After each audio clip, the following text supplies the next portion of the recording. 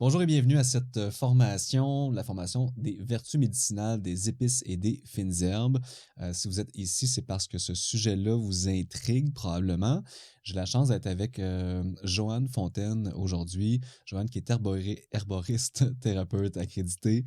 Ça se peut que je m'en fâche quelquefois. Là, on est C'est correct. plus tard en journée et mes facultés intellectuelles diminuent, mais c'est pas très grave parce que le sujet, lui, m'interpelle. J'avais hâte de pouvoir enregistrer cette formation-là. Et à la maison, vous pouvez aussi, en même temps que vous faites la formation, avoir votre document de référence avec vous. Il y a un document, il y a deux documents. En fait, il y a les diapositives en version PDF, c'est ça, en version PDF que vous avez à même la formation de Humain 360 sur la plateforme. Et vous avez aussi un autre document un peu plus, d'une forme un peu différente, un peu plus document papier imprimable là, sur les plantes également. Donc, vous pouvez avoir entre les mains ces documents-là, imprimés ou non. Mais si vous voulez suivre avec nous, ça peut être aidant. Puis moi aussi, durant la présentation, ben, je vais me faire un plaisir de mettre à l'écran, comme je le fais là, les diapositives que vous avez aussi en version PDF. Donc, arrivons tranquillement au vif du sujet. Je vais donner la parole à la personne qui vous intéresse pour nous parler, en fait, du contenu de formation. Mais premièrement, bonjour Joanne. Bonjour, Pierre-Olivier, ça va bien? Oui, ça va bien toi-même. Oui, merci. Bon. Contente de venir te parler de ce sujet-là. Tu parlais de tes facultés intellectuelles, mais moi, j'ai justement pris du basilic sacré dont je vais vous parler tantôt Ah, avant de venir pour être sûre d'être toute là aujourd'hui pour l'enregistrement. bon, avoir su. J'aurais aimé ça en avoir une petite dose. Mais ben, tant mieux. Ça me permettra de le savoir pour les prochains enregistrements. J'aimerais ça que tu commences en fait par nous présenter un peu le contenu de ce que tu nous as préparé aujourd'hui. Bien, je vais vous parler un peu de qui je suis. Ensuite, de quelques transformations qu'on peut utiliser avec les plantes culinaires. C'est sûr qu'au niveau herboristerie, il y en a plus que ça, mais j'ai principalement visé celles qui s'appliquent plus au niveau culinaire, comme une introduction, si tu Mhm. veux. Ensuite, bien, il y a une dizaine de plantes qu'on va voir ensemble. Le basilic doux, le basilic sacré, le thym, le romarin, l'origan, la cannelle, la coriandre, le fenouil, le gingembre et le curcuma. Puis je vous donne aussi quelques recettes là, plus spécifiques qui utilisent ces plantes-là. J'ai essayé d'aller chercher les plus courantes, si tu veux, OK. là, qu'on a dans notre garde-manger. Parce que c'est ouais, effectivement, dans le niveau des plantes, puis les recettes aussi, parce que c'est souvent là où le bas blesse, là. C'est beau de savoir que le romarin a des intérêts pour notre santé, mais souvent, là où ça bloque, c'est oui, mais qu'est-ce que je fais avec du romarin? Moi, je mets ça où, là?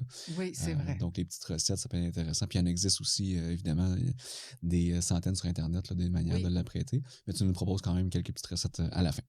exactement. Puis, tu sais, je veux dire, si on tape après recettes avec romarin, par exemple, c'est facile d'aller les trouver sur Internet, comme tu le dis. OK, parfait. Mais commençons par les choses importantes. Commençons par savoir qui tu es, de où tu arrives. Tu as un bagage d'expérience, tu as des études. Parle-nous-en. Oui, mais ça fait une trentaine d'années maintenant que je travaille avec les plantes médicinales, puis je considère que j'apprends toujours. C'est ça qui est intéressant de ce domaine-là, c'est jamais fini. J'ai étudié avec Daniel Laberge qui avait l'armoire aux herbes. Au début des années 90, c'est comme si les plantes médicinales revenaient un peu sur, à l'avant-scène, très graduellement, on doit le dire. C'est comme si on a cru, hein, au milieu du 20e siècle, avec toute la chimie qui se développait, qu'on allait tout régler avec les médicaments. Puis les plantes médicinales ont pas mal tombé dans l'oubli, en tout Ouais. cas en grande partie. Et là, il y avait comme un retour et de voir que oui, les médicaments sont importants, ils ont vraiment des actions tu sais, qui sont marquantes, mais que les plantes médicinales peuvent travailler en compagnonnage ou des fois en prévention, beaucoup en Mhm. prévention. Et d'ailleurs, les plantes dont on va parler aujourd'hui, c'est vraiment ça, c'est quelque chose qu'on utilise quotidiennement. On n'a pas idée de la prévention qu'on peut faire avec ça. Euh, Et c'est, encore une fois, mais c'est la sélection qui a été faite, c'est au niveau culinaire. Donc, c'est de la prévention, mais en plus, c'est qu'il y a un aspect gastronomique. Je ne sais pas si je peux aller jusque-là, mais Absolument. il y a peut-être gastronomique de l'utilisation. J'étais au Spiceman encore récemment pour un événement qu'on organisait et j'ai pas encore l'habilité de mettre le nom de l'herbe ou de l'épice, mais tu sais, le goût est là. Je sais que c'est un goût que je connais, je sais que c'est une épice ou que c'est une herbe, mais clairement, le Spiceman a en tout cas, l'équipe de cuisine a cette sensibilité-là d'utiliser ces herbes-là à bon escient pour la santé. Fait que c'est ça. C'est comme une pierre deux coups, finalement. On fait attention à nous, mais c'est bon aussi. Oui, absolument. Puis si, peut-être pour développer ton goût, ce que tu pourrais faire, c'est de prendre la tisane d'une de ces Mm. plantes-là. de goûter à la coriandre toute Mm. seule en infusion. Je vais en parler, c'est pas quelque chose qu'on pense à faire, mais c'est très intéressant. Et du coup, mais après, tu vas être mieux capable de les C'est détecter vrai. quand tu les goûtes. Parce que ces plantes-là, la plupart, là, on peut les prendre très bien en tisane seule et c'est bon, hein, d'autant plus. Euh, Le Spaceman fait ça aussi, hein. Ça a l'air d'une grosse infopub pour le Spaceman, oui, là, mais ils ont toujours une espèce de thermos là, avec une infusion. Puis c'est souvent une de ces herbes-là, effectivement. Tout simplement. Il y a pas de. ouais. C'est pas des combinaisons. Là. Ouais.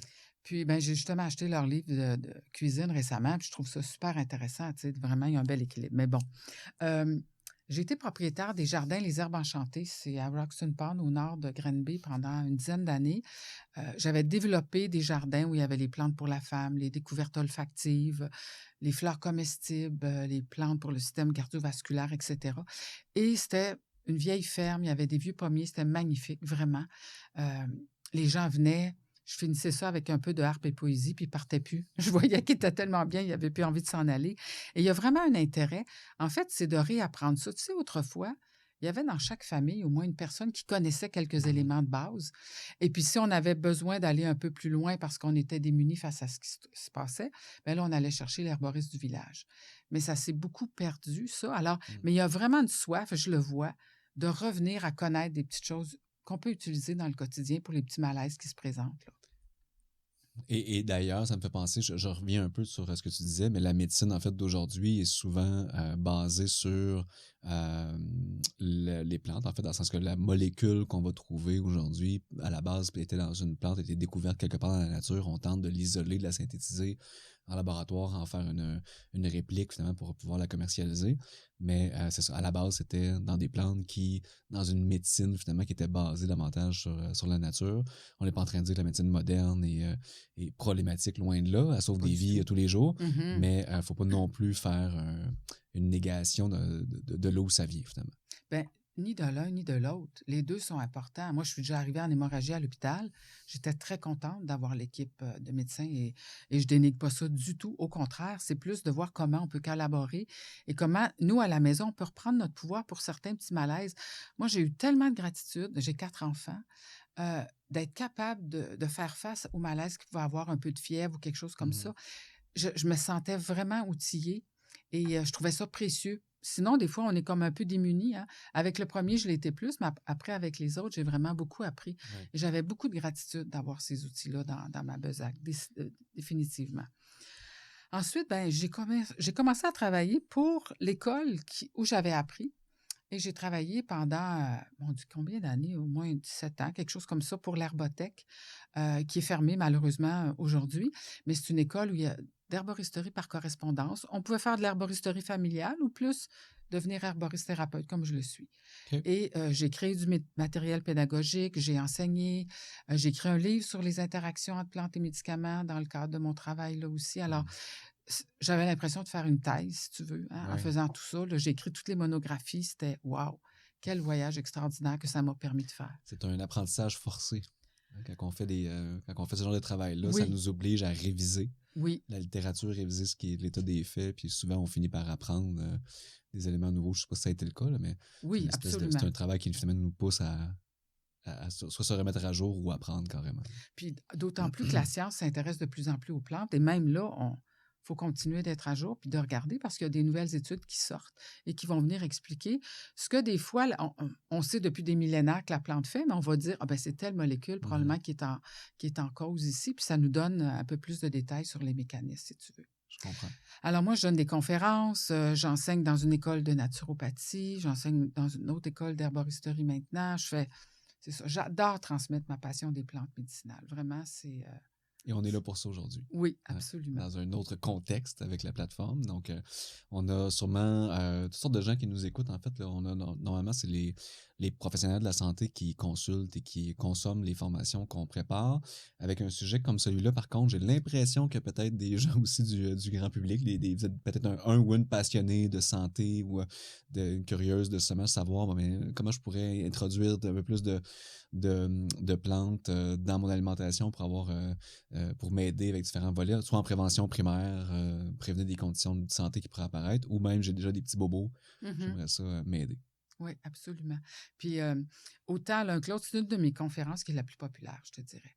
Et je te le disais tout à l'heure, mais il y a vraiment un exemple qui m'a touchée à un moment donné dans une conférence que j'ai donnée. Il y a une dame d'une soixantaine d'années qui est venue me voir après puis m'a dit: «Écoute, j'ai jamais travaillé avec les herbes et épices, mais là, tu m'as donné le goût de le faire». Puis ça m'a beaucoup touchée, puis je me dis: «Waouh, vraiment, elle va aller chercher, oui, de la saveur, mais aussi, je pense, une Les amélioration de la bénéfices. qualité de vie». Ouais, Hmm.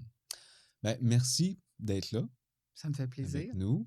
On va compléter cette première capsule vidéo et se diriger tranquillement vers la première capsule de contenu, en fait, qui va parler de transformation, si je ne me trompe pas, C'est bien ça. avant de passer les herbes et épices là, une par une dans l'ordre qui a été déjà indiqué. Donc, on se rejoint de l'autre côté.